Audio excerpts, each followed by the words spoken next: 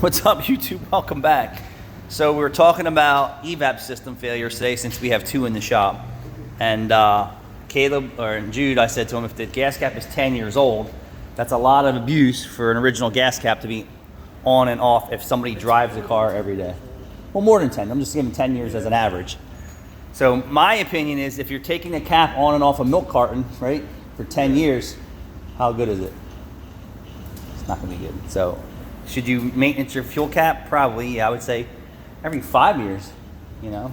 Wouldn't be bad for maintenance reasons. Or if you're chasing down a gas cap warning, you want to start with your gas cap. And if it's not bright white back here and it's starting to turn yellow and the seal here has cracks and dry rots in it, and then you got to also check for rust pitting in here, it's time for a filler neck and a gas cap. Thanks for watching. Stay tuned. Hit the like and subscribe button. Let's keep going, trying to grow the channel. Grow, grow, grow, go. You like that one?